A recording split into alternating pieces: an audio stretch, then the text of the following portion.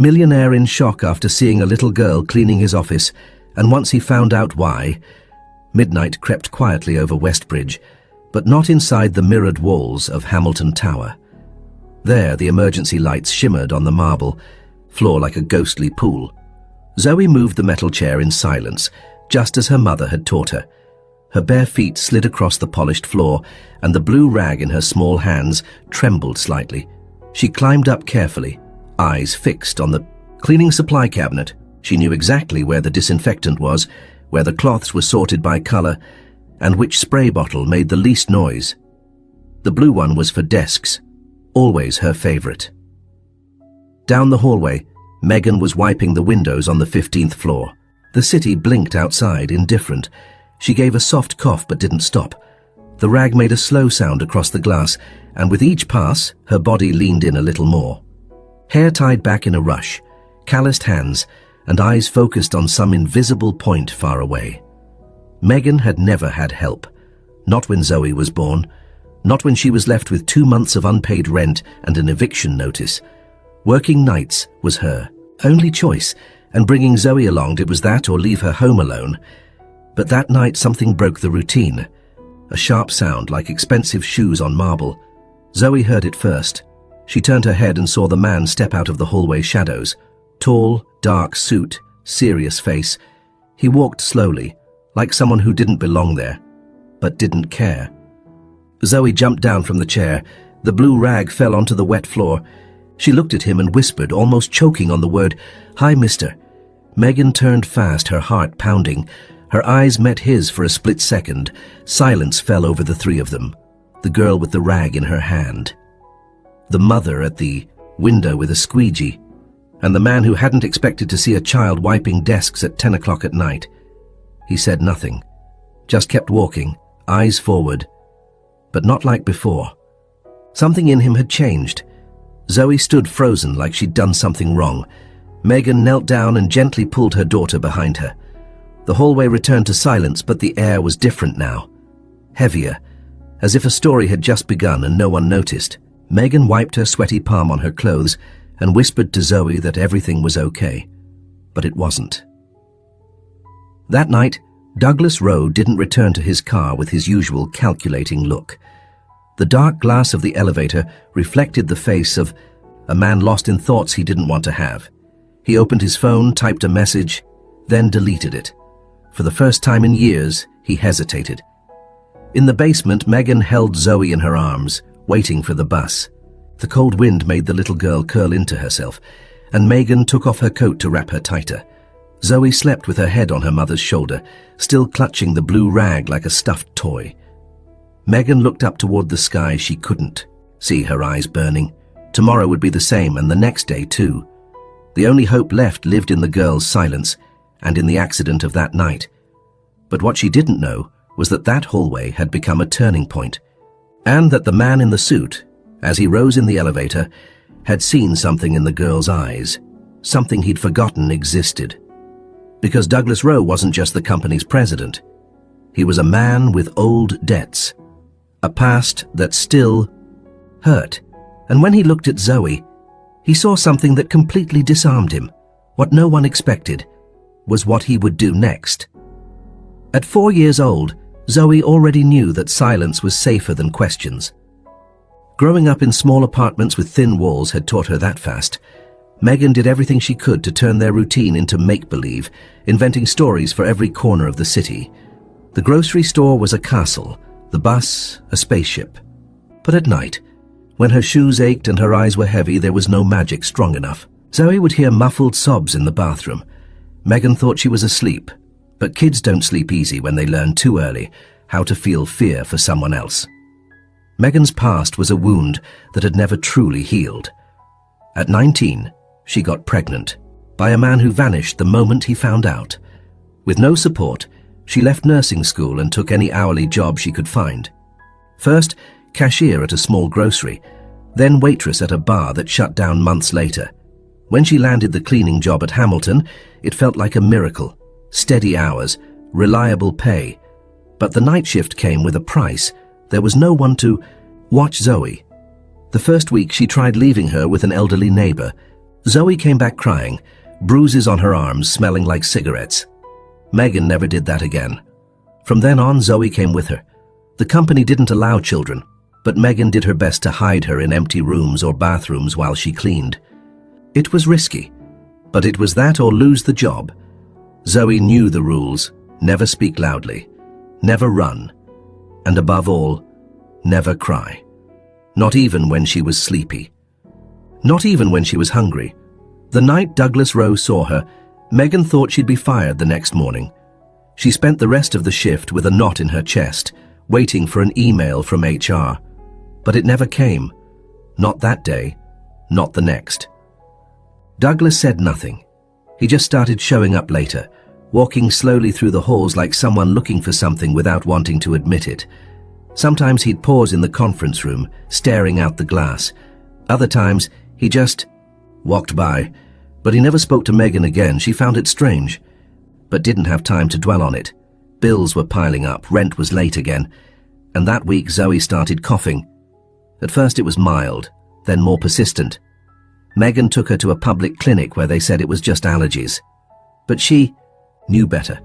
Their apartment walls were covered in mold, and winter was arriving early. She slept less, ate less, just to make sure Zoe had what she needed. And still, it wasn't enough. On an especially cold night, Megan came to work with hands so chapped they bled when she gripped them up. Zoe slept under a makeshift blanket near the break room, clutching a teddy bear someone in their building had thrown away. Megan was cleaning a conference room when she heard footsteps. Her heart skipped. It was Douglas. He stopped at the door, watching the room for what felt like minutes. Then he did something she never expected. He walked in, took off his jacket and laid it over a chair, stepped closer in silence and asked, "Is she sick?" Megan froze. Her voice failed her. He didn't press, just pulled a card from his pocket and held it out. "Take her to this place, tell them I sent you." Megan looked at the card, a private pediatric clinic, the kind of place she'd never imagined stepping into. She shook her head, confused. "But why?" Douglas hesitated. For the first time, he looked uncomfortable. "Because I should have done it sooner." And then he left. That night, Megan stayed awake until the bus arrived, staring at the card like it might disappear. She didn't understand, didn't trust it, but also she couldn't ignore it. Zoe coughed in her arms and even in her sleep squeezed her mother's hand tight. The cold felt sharper that dawn, and for the first time in years, Megan felt real fear. Not for herself, but for what could happen if Zoe got worse. She made up her mind. She would go to the clinic, even if she couldn't afford it, even if it turned out to be a mistake. But what she didn't know was that Douglas had far more at stake than anyone realized. The receptionist looked twice when Megan walked in carrying Zoe. The little girl coughed in short intervals, her face pale, eyes half shut. Megan wore a borrowed coat from a co-worker, zipper broken, exposing the thin shirt underneath. Her shoes were wet from the steady drizzle that had started at dawn, and her fingers were red from the cold. She handed over the card Douglas had given her, holding it like a fake document. The woman behind the desk read it, looked at Megan again, then said nothing as she stood up and disappeared through a side door. For several long minutes, Megan sat, frozen, eyes locked on the door where the receptionist had vanished. Everything inside her screamed to run. The clinic was too clean, too white, too expensive. Zoe slept on her shoulder, sweaty little hands clutching the blue rag she carried everywhere like it was a charm. Megan pressed her lips together to hold back the tears. She was on the edge but couldn't fall apart, not here. Then the door opened. A woman in a white coat smiled warmly. "Megan, please come with me." The exam room was cozy, it didn't smell like a hospital, and the light was soft. The doctor introduced herself as Dr. Helen Rowe. The name made Megan blink. Rowe. Coincidence? The doctor caught her reaction but said nothing. She gently took Zoe, examined her throat, lungs, eyes, ordered blood work, chest x-rays, allergy tests. Megan watched in silence, her body tense as if waiting to be thrown out. 2 hours later, Dr. Rowe returned with a serious look. Zoe had an advanced respiratory infection. Prolonged exposure to mold had worsened a condition that, left untreated, could turn critical. Megan felt the floor give way beneath her. The doctor kept talking, treatment, medications, follow-ups. But Megan's mind was somewhere else. Mold, the apartment, the cold, the night shifts. Was this her fault? Dr. Helen gently touched her arm, pulling her back to the present. Megan, we're going to take care of her, but you need support too. That sentence hit like a silent explosion. Support. A word she hadn't heard in years. A word she'd forgotten the sound of. When they left the clinic, Zoe was breathing easier in her sleep. In Megan's hand was a bag full of medication she hadn't paid for, a sheet of test results and a phone number. Dr. Rowe asked her to call at the first sign of any change. Megan said thank you, but inside she felt ashamed. This wasn't living, this was survival. And yet, someone had offered a hand. In the days that followed, Zoe began to improve. She slept better, coughed less. But Megan carried a new weight, the invisible debt. There was no bill, no demand, but something inside her whispered that this help had a price. Douglas hadn't returned to the building that week. Megan cleaned the halls with one eye on the elevators, waiting. But he was gone. And somehow, that made her even more unsettled. She needed to understand, she needed to ask. But how do you approach a man like him? That Friday, a receptionist handed her an envelope. Inside, a simple note: I'd like to see you both again. Sunday, 10 a.m., address below. It was a wealthy neighborhood. Megan read it over and over, heart racing. Zoe smiled when she saw Douglas's name. Said he seemed nice. Megan didn't know what to say. Was this a trap? Charity? Something worse? But something inside her, maybe exhaustion, maybe hope, pushed her to go. On Sunday, she dressed Zoe in the best clothes they had. They arrived at the address and were greeted by a housekeeper. The home was large with a well-kept garden. Zoe ran to a tree with a swing, laughing. Megan stood back, uneasy. A few minutes later, Douglas appeared, no suit, no distance. He looked at Zoe, then at Megan, and said with raw honesty, I grew up like that too, with a mother who hid her exhaustion so she wouldn't scare her kid. Megan didn't respond. The silence between them was filled with memories that had never been spoken. Douglas took a breath. The difference is, no one ever showed up for her. No one did what I'm trying to do now. And at that moment, something cracked inside Megan. A wall built from years of distrust, pride, and fear began to fall apart. But what she didn't yet know was that his past was darker than he let on, and this connection had a reason, one that hadn't yet been revealed. Trust is a fragile bridge, and Megan knew that better than anyone. In the days after the visit, she accepted the bare minimum of help. Douglas offered transportation to work, warm clothes for Zoe, even a small amount of money to move to a better place. But Megan always declined, politely and firmly. She said thank you, but said no. Inside, it felt like drowning. Accepting, too. Much meant owing. And she already owed life more than she could bear. Zoe, on the other hand, was blooming. With regular medicine, a firmer mattress, and less humidity in the air, she smiled more. When Douglas visited, always gently, always with a small, thoughtful gift, she welcomed him like an old friend. Megan watched from a distance, trying to make sense of it all. Why was he doing this? What kind of inner debt was he trying to repay? And more than anything, how long would it last? Because in the real world, no one helps forever without wanting something back. It was on a rainy afternoon that the tension finally broke through. Megan had left work early. Zoe had a fever. Her phone rang, an unknown number. She answered quietly, bracing for bad news. It was Hamilton Corporation's legal department. They informed her she was to attend an alignment meeting at headquarters on Monday. The ground dropped out from under her. Zoe, half asleep in the back seat, coughed softly. Megan couldn't understand. Was she being fired? Had something been discovered? Was Douglas involved in a way she didn't see? Anxiety devoured her for 2 days. On Monday, she walked into the GE building with her heart racing. The conference room was cold, air conditioning far too strong for the season. 4 people were there. None of them were Douglas. The meeting was brief, cold, and clinical. They said there was institutional concern regarding company security. And while they acknowledged Megan's good record, they could no longer allow Zoe on site. It was a breach of policy. They said it in flat voices, no anger, but no compassion either. Megan tried to explain. She had no choice. Zoe was quiet. No one ever got hurt. But the decision was final.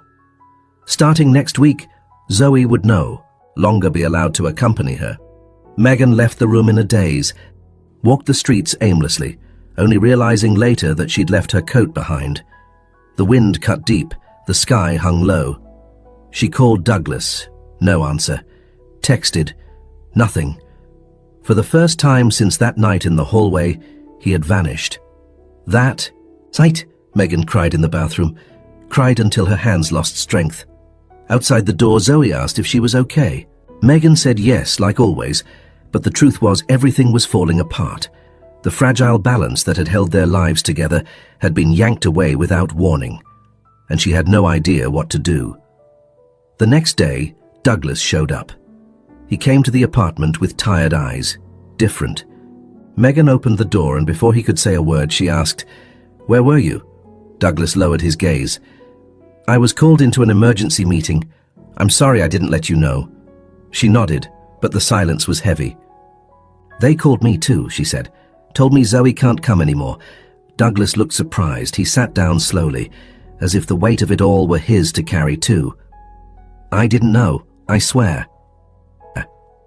Megan stared at him for a long moment, and for the first time something inside her cracked, not out of anger but exhaustion. "I can't work there anymore. I have no one to leave her with, and you can't save everything." Douglas said nothing. He looked over at Zoe, playing in the corner with a makeshift doll made of socks. Then he confessed what he had never told anyone. "My father left my mum with 2 kids. One of them died from neglect. I survived. Grew up bouncing between foster homes, and for a long time I hated any kid who reminded me of that. Until I saw your daughter, she made me remember what I had buried." Megan hadn't expected that. His words hurt in a strange way, like a broken mirror. But they also revealed the why. Douglas wasn't helping out of pity. It was guilt. She took a deep breath. The space between them felt wider than the room itself. "So what now?" she asked. Douglas answered with quiet honesty. "Now, you decide whether you'll keep fighting alone, or let me fight with you." But neither of them knew that across town an anonymous report had just been filed, and Megan's name was on it. Let me know in the comments where you're watching from. And don't forget to leave a like. The envelope came folded without a return address. Megan found it stuck between the door and the floor when she came home from the market with Zoe. Inside was an official letter from Child Protective Services. Notice stated that an anonymous report had been filed, alleging child exposure to unsafe working environments, negligence, and unsanitary living conditions. Megan's face turned pale. The letters blurred in front of her eyes. The world slowed, as if submerged in something thick. Zoe tugged her hand, asking what it was. Megan said it was nothing, but even she didn't believe her own voice. That night fell heavy. Zoe's cough had returned, drier now. Megan wrapped her in 2 blankets, tucked the sock doll next to her, and called Douglas. He picked up on the first ring, his voice low and tense. "I got the notice," Megan said bluntly. "Someone reported me, they're coming." Silence, long enough for her to feel fear creep in from what wasn't said. "Can they take her away from me?" Douglas paused, then answered with brutal honesty. "If we can't prove she's being properly cared for, yes, they can." Megan hung up and sank into the couch. She didn't cry tears, just the kind of crying that burns inside. The kind only those who've already lost everything recognize. Zoe slept on the makeshift mattress, an old stained blanket pulled over her, a pillow bursting at the seams. This was their home. Everything Megan had built. And still, it wasn't enough. Douglas showed up the next day with a folder full of documents, contacts for lawyers, and proposals. He wanted to do everything officially. Hire a nanny, fix the living situation. Megan sat in silence, eyes fixed on the table. "I don't want a nanny. I don't want favors. I just want to work and raise my daughter. That's it."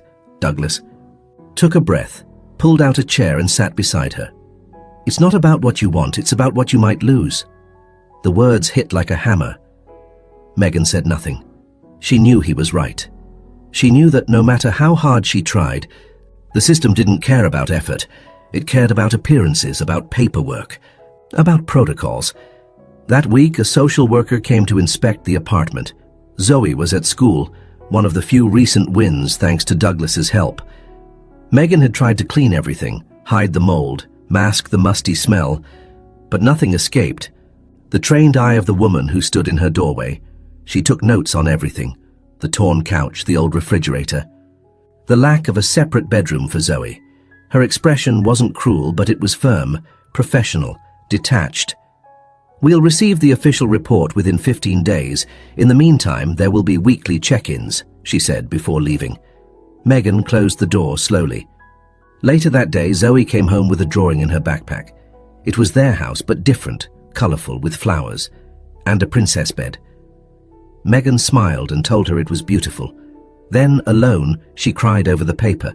Douglas suggested she move temporarily into a better home, one he would rent for her, just until things were resolved. Megan said no. She didn't want to depend. Didn't want Zoe to get used to something they couldn't keep. But that night, watching her daughter sleep and cough on a thin mattress, she thought about giving in. Maybe just for a while. Maybe. The next morning, 3 sharp knocks at the door. Megan opened it to find 2 men with badges. One greeted her. The other began filming with a small camera. They said they had a new inspection order. Zoe was still brushing her teeth. Megan, barefoot, tried to make sense of it. "I thought the visits would be scheduled," she said. "New report. Anonymous," one of them replied. They came in, opened cabinets, photographed expired medicine, asked about meals, routines, medical history. Zoe watched with wide eyes. One of the men knelt beside her. "Do you feel safe here?" Zoe looked at her mum, then at the floor. "I like it here, but my mum cries a lot at night."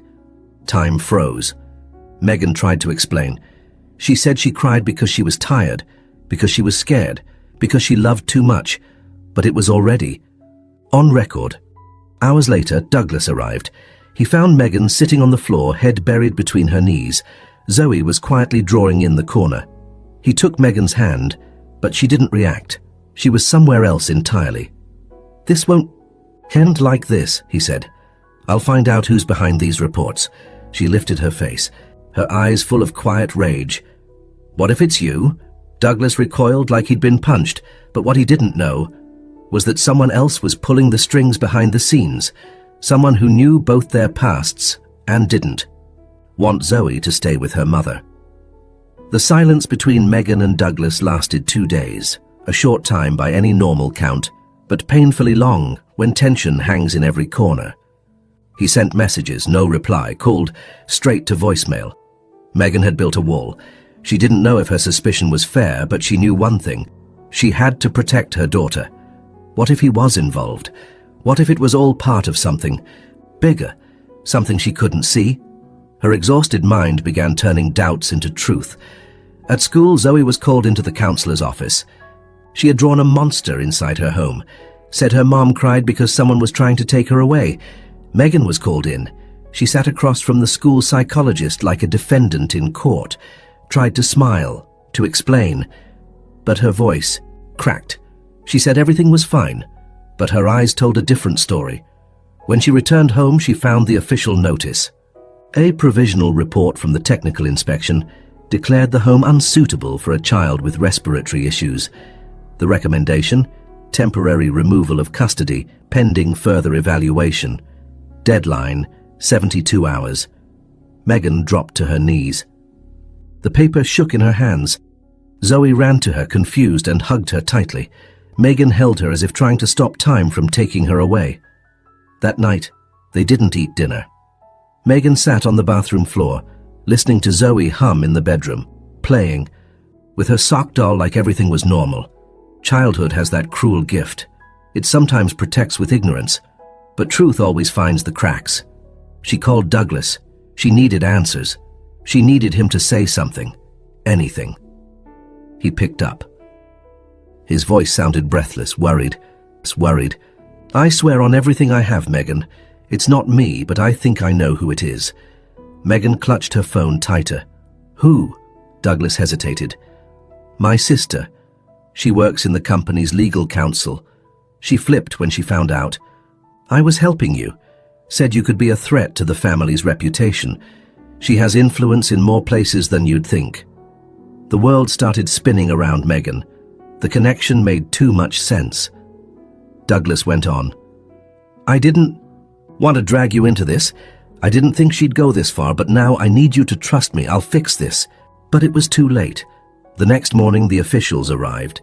Zoe was still asleep. Megan opened the door as if walking barefoot through a desert. She tried to reason with them, begged. But it was a court order. They had no choice. A social worker walked in, sat gently by the bed and woke Zoe with a voice far too sweet, like it was a game. The little girl looked at her mum, confused. Megan smiled, trying to make it seem normal, but her eyes screamed. Zoe was taken in a dark vehicle. Megan stood frozen at the gate, still holding her daughter's bag. She hadn't had time to pack. The sock doll, the blue cloth was left behind too, and somehow that was what shattered her chest completely. Douglas arrived hours later. He found Megan sitting on the kitchen floor, her hands stained with paint. She had tried repainting the walls as if it could undo the report. He knelt beside her, tried to hold her, but Megan just kept whispering, "I said I couldn't accept help. I knew it. I knew." Douglas was broken, not because he'd tried to help, but because he hadn't foreseen just how much control his family still had, because he hadn't protected her sooner. Megan was a woman at war alone, and now she was too wounded to trust. "I'll bring her back," he promised, "even if I have to destroy my own family name." Megan didn't answer, not that day, maybe not that week. Meanwhile, Zoe was placed in a temporary shelter. It had clean beds, hot meals, and colorful walls, but it was cold, the kind of cold not even winter can reach, because no blanket warms the heart of a child taken from the only person who made the world feel safe. And at the Hamilton Corporation headquarters, someone smiled discreetly. The plan was working.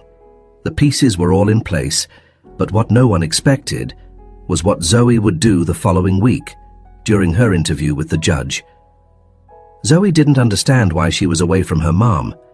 In the shelter, they told her it was temporary, that it was for her own good, that she'd make friends, get toys, eat well. But none of those words filled the hole she felt waking up without Megan. The first day, she stayed silent. The second, she drew non-stop, page after page of her home, the sock doll, the forgotten blue rag. On the third day, she stopped eating. The caregivers started to worry. She didn't cry, didn't talk, didn't smile. She just sat in the corner of the shared room, knees hugged to her chest, like she was waiting for time to pass faster.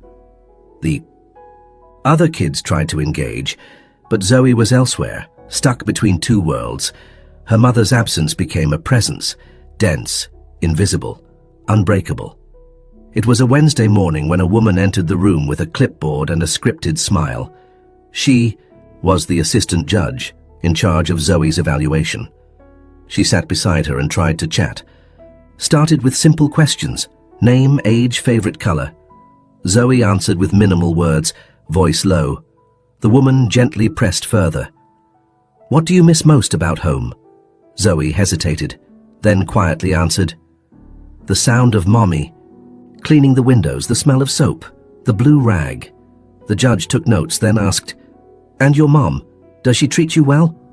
Zoe frowned. She didn't like that question. Something about it felt wrong. Like the doubt itself was an insult. She looked at the woman, and for the first time her voice held strength. "My mom is magic. She turns the bus into a spaceship and our building into a castle."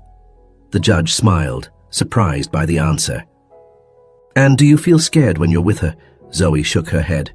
"I only feel scared when she tries to hide that she's sad. That's when I know she's really tired, but never scared of her. Never." The judge wrote more. But Zoe didn't stop. She needed it to be known. Needed no one to ever doubt the woman who scrubbed floors at night, so she could have one soft place to sleep. "She teaches me everything, even where the blue rag goes, and how to make the windows shine." She gives me the last piece of bread and says she's not hungry, but I know she is. I see it. The room went silent. One of the caregivers in the corner wiped her eyes without hiding it. That afternoon, the judge's report was delivered directly to a senior advisor, and in it, something unexpected, a recommendation for urgent custody re-evaluation based on the emotional bond and the child's consistent testimony. It was a crack, small but real, a thread of light where before there had only been dark. Meanwhile, Douglas was in motion. He traced calls, pulled records, confronted his sister, Camille. Row behind closed doors, she didn't deny it. Just crossed her arms and said, "I'm protecting you. She just wants your help, then your name, your money, your reputation." Douglas laughed bitterly. "It's not her who wants that. It's you. You're the one terrified of losing control. She just wants to live with her daughter, and you're destroying 2 lives out of pride." Camille, unmoved, replied, "And you're about to destroy your legacy over an emotional impulse. I've seen how that ends. It's never good." But Douglas didn't back down. That same day, he filed a legal motion to serve as co-guardian for Zoe, not to take her from Megan, but to ensure she wouldn't be separated again over bureaucracy. The judge would review the request within 48 hours. It was their last chance. Megan, meanwhile, had stopped sleeping. She waited for news the way people wait for verdicts. Every phone ring was a threat. Every hallway step made her body freeze. When she got Douglas's call about the judge's favorable report, she didn't cry. She just sat down on the floor, stayed there for minutes, still.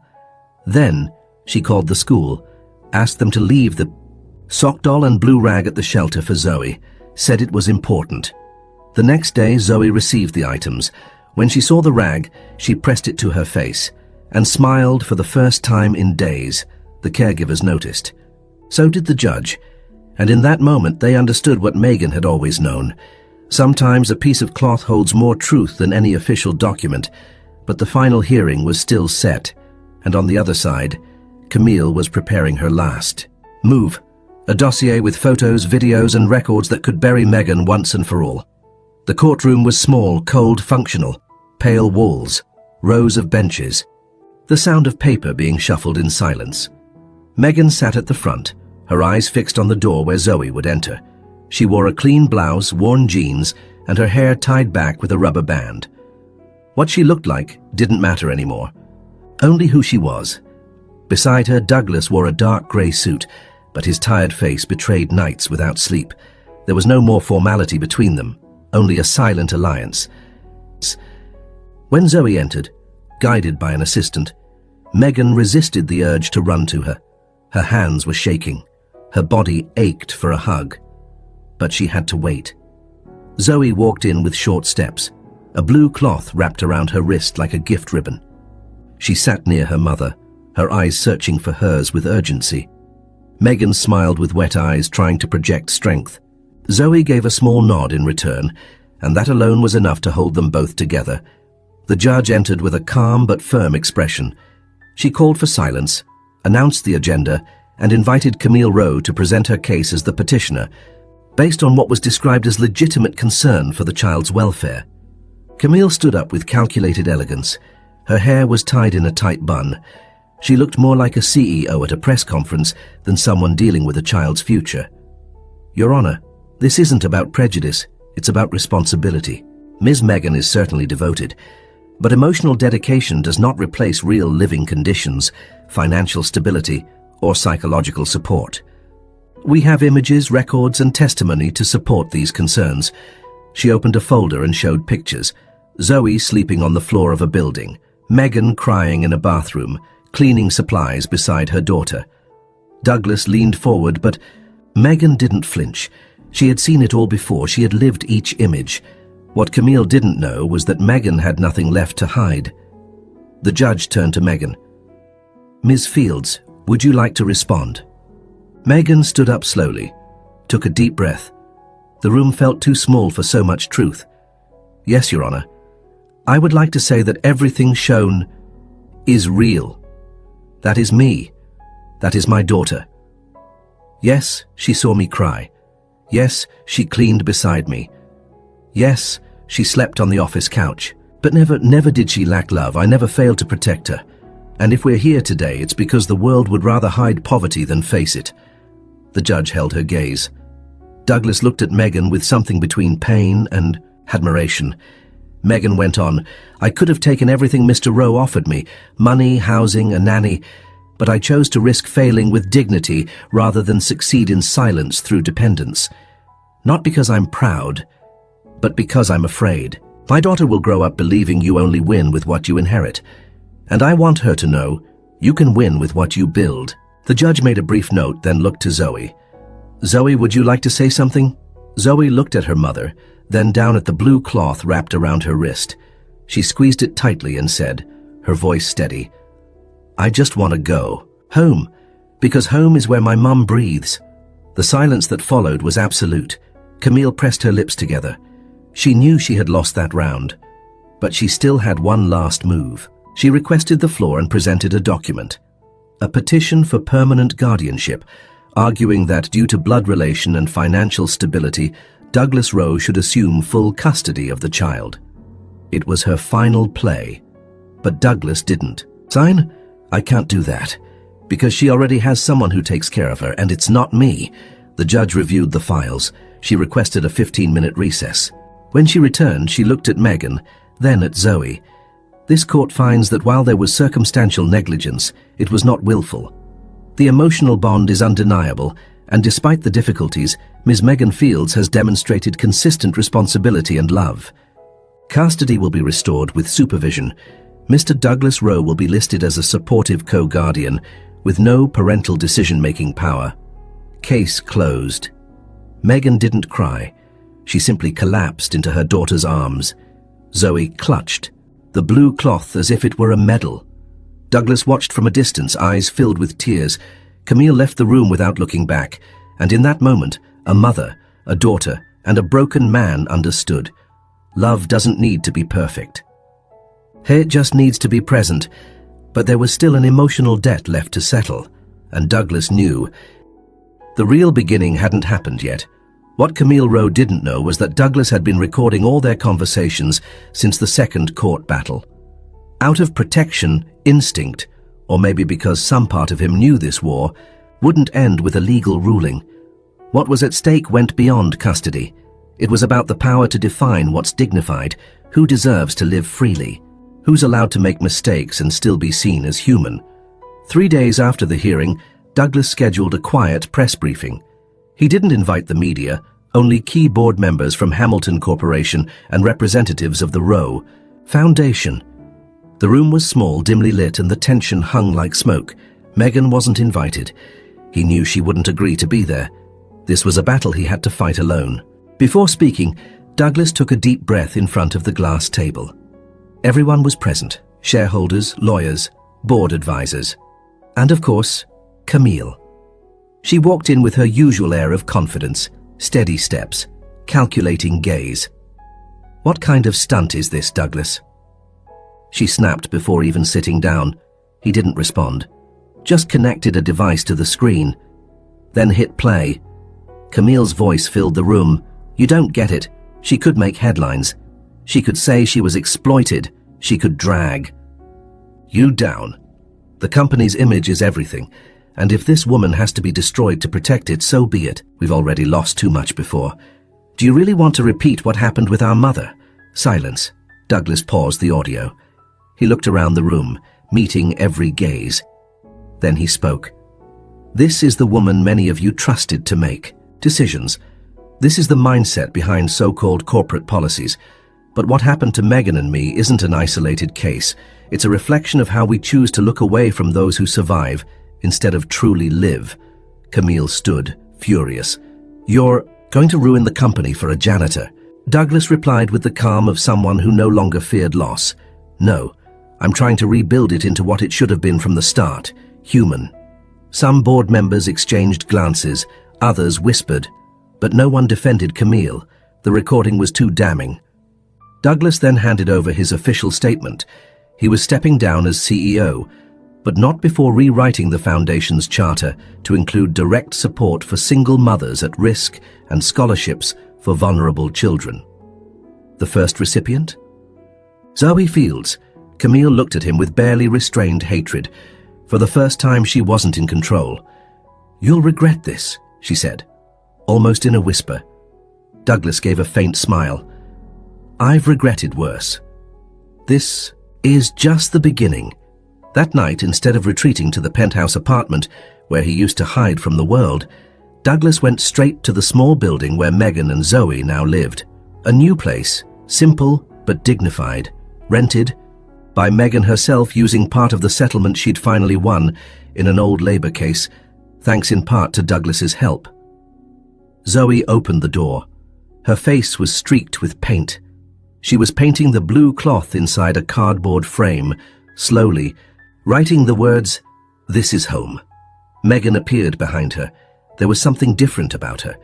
Not just her loose hair or the new blouse, it was the way she looked him in the eyes, no fear, no debt. Douglas hesitated, then said, "I told everything. About the recordings, the foundation, leaving the company." Megan nodded. "I saw. It's everywhere." A short silence. Zoe watched them, curious. Then Megan stepped forward. She didn't say thank you. She didn't say anything. She just held out her hand. "You don't have to make up for anything anymore. Just stay, if you want." So, Douglas held her hand, gently, honestly. And in that simple gesture, no spotlight, no audience, the man who had spent his entire life running from childhood finally found a place to stop. But time still had one last twist to offer, because Zoe, without telling anyone, had submitted her drawing to a school contest. The theme, Heroes in My Life.